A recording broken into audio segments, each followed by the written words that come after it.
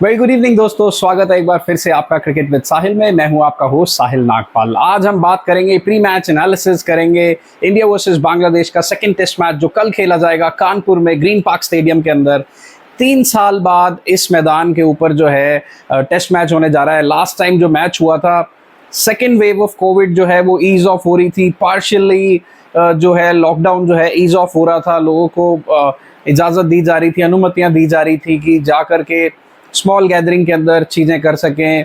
कम gathering में शादियां हो रही थी, कम गैदरिंग के अंदर ही सारी चीज़ें हो रही थी। तो उस दौरान, उस फेज़ में जो 2 साल क्रिकेट को इफेक्ट मिला, वहाँ से उस सीरीज़ का मैच चल रहा था। भारत वर्सेस न्यूजीलैंड का टेस्ट मैच हुआ था, लिमिटेड कैपेसिटी के साथ वो मैच हुआ था कानपुर में। And what a test match that was. Ajinkya Rahane उस टेस्ट मैच के कप्तान थे। श्रेयस अय्यर का ब्यूटीफुल वहाँ पर हमें सेंचुरी देखने को मिला था, 105 रन देखने को मिले थे और बहुत अच्छा मैदान है। सिमिलरली अगर हम देखें, चेन्नई का जैसा मैदान है, करीबन उसी के तरीके का बिहेव करता है। शुरुआत में पहले दिन या दूसरे दिन की अगर हम बात करें, पहले 1-2 घंटे फास्ट बॉलर्स को मदद मिलेगी, इक्वली स्पिनर्स भी गेम में आएंगे। सेकेंड इनिंग्स के अंदर ज़्यादा स्पिनर्स का अहम रोल रहेगा, जैसा कि भारत की डिफरेंट विकेट्स के ऊपर स्पिनर्स का अहम किरदार रहता है, वैसा ही यहाँ पर होगा। इस मैदान की अगर हम बात करें, 41 साल पहले भारत यहाँ कोई मैच हारा था, जो कि वेस्ट इंडीज से हारा था 1983 में। 41 साल से अनबीटन है इस मैदान पे। ओवरऑल अगर हम स्टैट्स की बात करें, इस मैदान पे आज तक भारत 23 टेस्ट मैच खेला है, जिसमें से 7 जीता है, 3 हारा है और 13 मैच जो हैं वो ड्रॉ रहे हैं। तो कहीं ना कहीं अगर हम देखें तो ये पिच जो है कानपुर की, दोनों ही डिपार्टमेंट में जो है सपोर्ट करेगी, इक्वली बैटर्स को भी सपोर्ट करेगी और उतना ही जो है बॉलर्स को भी सपोर्ट करेगी।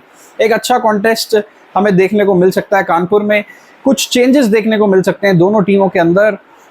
सबसे पहले हम बात करें भारत के अंदर, मुझे लगता है कि लोकल बॉय कानपुर से कुलदीप सिंह को जो है वो चांस मिल सकता है और माइट भी भारत 1-2 चेंजेस और करे।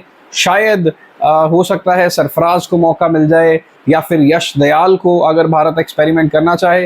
ये डिपेंड करेगा एक बार पिच देखने के बाद क्या रोल रहेगा। कुलदीप की चांसेस ज़्यादा हैं कि शायद भारत इसमें 3 स्पिनर्स के साथ जाना चाहेगा, क्योंकि स्पिनर्स का काफ़ी अहम किरदार है इसमें, सेकेंड इनिंग में तो खास करके। इसी तरीके का हमें मैच देखने को मिलेगा कि जैसे चेन्नई में देखने को मिला। पहली इनिंग में दोनों टीम्स को स्कोर करने का जो प्रोबेबिलिटी रहेगी वो हायर रहेगी। सेकेंड इनिंग में कंपैरेटिवली स्कोर्स जो हैं थोड़े लोअर हो जाएंगे। मान के चलते हैं कि एक टीम अगर पहली इनिंग में 350 के करीब करती है, 400 करती है, हो सकता है दूसरी इनिंग में उसी टीम को 250 पौने 300 रन करने में जो है मशक्कत करनी पड़े, due to the pitch factor. इस तरीके का पिच जो है प्ले करेगी। सेकेंड इनिंग, थर्ड इनिंग्स में आते आते जो है बॉलर्स के लिए और मददगार होती जाएगी। भारत के लिए बहुत बढ़िया जीत रही चेन्नई के अंदर। एक अच्छा चेक करा बांग्लादेश ने डे 1 पे, लेकिन उसके बाद से from the second and third session onwards Bharat ने, जब से वो अश्विन एंड जडेजा की पार्टनरशिप के बाद, पीछे मुड़ के नहीं देखा उस टेस्ट मैच में और एक बहुत बड़ी जीत हासिल करी। इस बार देखना होगा कि बांग्लादेश कुछ अच्छा फाइट बैक दे सकती है या नहीं। और कोच गौतम गंभीर का टेस्ट मैचेस में पहला असाइनमेंट है, आगे 2 बहुत बड़े इवेंट रहने वाले हैं। घर पे खेलना है न्यूजीलैंड को 3 टेस्ट मैचेस में, उसके बाद बॉर्डर गवास्कर ट्रॉफी होगी 5 टेस्ट मैच में, 22 नवंबर से शुरुआत होगी ऑस्ट्रेलिया के अंदर, जो कि सब जानते हैं कि किस तरीके की इंटेंसिटी उस सीरीज़ की रहती है। बहुत एग्रेशन रहता है, स्लेजिंग होती है और माइंड गेम्स खेली जाती हैं, फॉर्मर क्रिकेटर्स इन्वॉल्व हो जाते हैं। इस तरीके की स्टेटमेंट्स दी जाती हैं कि मनोबल तोड़ा जाए विजिटिंग टीम का, जो कि पिछले 2 सीरीज़ में वो बिल्कुल भी कामयाब नहीं हुए हैं वो करने में। भारत ने जुझारू खेल खेलते हुए वहाँ पर सीरीज़ जीती हैं और होपफुली इस बार भी अच्छा प्रदर्शन होगा। तो हर लिहाज से ये सेकेंड टेस्ट मैच भी बहुत इंपॉर्टेंट है, क्योंकि जून में खेला जाना है वर्ल्ड टेस्ट चैंपियनशिप फाइनल। वो भी भारत के दिमाग में कहीं ना कहीं चल रहा होगा।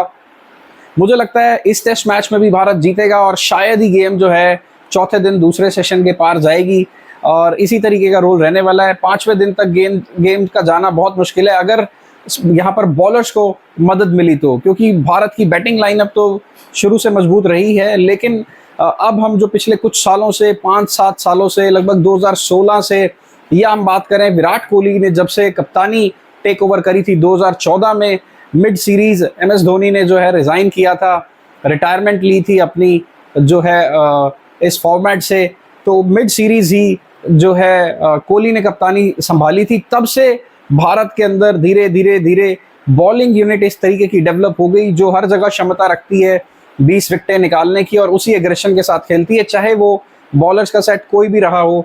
कभी ईशांत खेले, बुमराह खेले, शामी खेले, उमेश यादव खेले, भुवनेश्वर कुमार खेले। कुछ मैचेस में हमने वो गाबा वाले मैच में हमें याद है नटराजन भी थे उस सीरीज के अंदर, उनका भी रोल रहा। तो जितने भी बॉलर्स के सेट आते रहे, स्पिनर्स में भी जिनको मौका मिलता गया, भारत जो है फाइनल किल के लिए गया, जीत के लिए गया।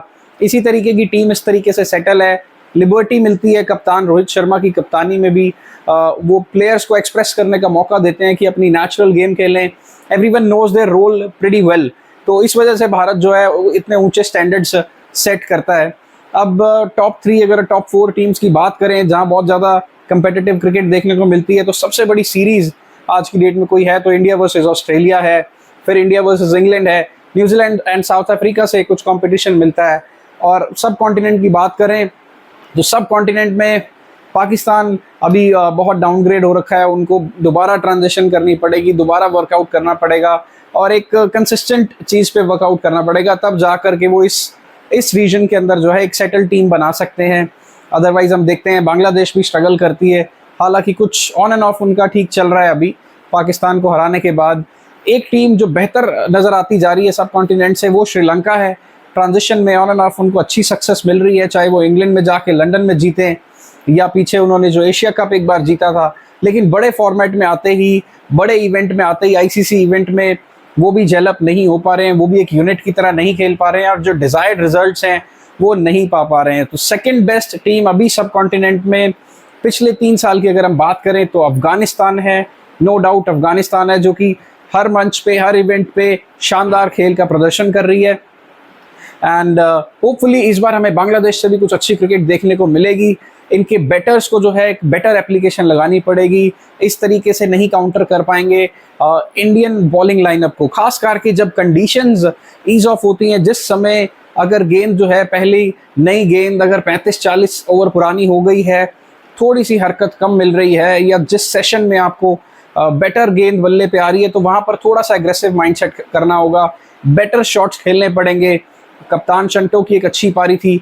सीनियर खिलाड़ियों को जिम्मेवारी लेनी पड़ेगी, चाहे वो शाकिब हो, मुशफिकर रहीम हो, और यंग खिलाड़ियों को भी लिबर्टी देनी होगी, एक्सप्रेस करने का मौका देना होगा, तभी वो इस जो मेंटली बहुत टफ यूनिट है भारत, तो उसको कुछ कहीं ना कहीं compete कर सकते हैं, कुछ चैलेंज दे सकते हैं, कुछ चुनौती पेश कर सकते हैं, अच्छा क्रिकेट खेलने के लिए मजबूर कर सकते हैं। अदरवाइज ये बॉलिंग लाइनअप और ये बैटिंग लाइनअप आपको टिकने नहीं देगी। भारत अगर पहली इनिंग में बंडल आउट भी हो जाता चेन्नई में, तब भी इतना दम रखता था कि दूसरी इनिंग में भी आके 500-600 रन मार सकता था। इतनी डेप्थ, इतनी गहराई भारतीय बल्लेबाजी में है, जो ओवर द ईयर्स सारे हमने देखा है, सारे वेन्यूज पे परफॉर्म करती रही है, चाहे वो इंडिया है या इंडिया के बाहर है। स्पेशली पिछले 10-12 साल के अंदर, 10 साल के अंदर तो भारत ने बहुत ही जुझारू क्रिकेट खेली है। हर देश में जाकर के टेस्ट क्रिकेट में भी कभी ड्रॉ के लिए नहीं सोचा। अगर विनिंग पॉसिबिलिटी बनती है तो डेफिनेटली भारत विन के लिए ही गया है, no second thoughts as well. यही चीज़ जो है, अगर आपका माइंडसेट क्लियर रहता है तभी आप जीत की ओर जाते हैं। एंड सेकंड टेस्ट मैच में भी यही अपेक्षा रहेगी कि भारत उसी माइंडसेट के साथ आएगा एंड इस सीरीज को 2-0 रैप अप करने की सोचेगा जितना जल्दी हो सके। And on the other hand Bangladesh would want कि थोड़ा सा बेटर खेलें, भारत को चैलेंज दें। बांग्लादेश के लिए क्या सही रहेगा कि बांग्लादेश अगर टॉस जीतता है वो पहले बल्लेबाजी करे and put some runs on the board. जब आपके पास बोर्ड पे रन्स होते हैं, अगर आप इंडिया जैसी बॉलिंग लाइनअप के आगे 350 रन लगा दें एक अच्छा एफर्ट करने के बाद, और आकर के अगर आप डेंट करते हैं, 2-3 अच्छी स्ट्राइक्स लेते हैं, अच्छे भारत के बड़े खिलाड़ियों को आउट करते हैं, तब जाके आपके कुछ चांसेस बनते हैं, आप उस मैच में बहुत बढ़िया compete कर सकते हैं। अदरवाइज भारत जो है आपको हाथ लगाने नहीं देगा इस तरीके के मैच में। तो होपफुली कल एक बहुत बढ़िया मैच देखने को मिलेगा, अच्छी शुरुआत होगी इस मैच की। एंड जो भी चेंजेस रहेंगे, लोकल बॉय कुलदीप भी हमें नजर आएंगे। Thank you very much for watching this video. अगर आपको वीडियो अच्छी लगी है, आप वीडियो को लाइक करें, चैनल को सब्सक्राइब करें। मिलते हैं डे 1 के खेल के बाद।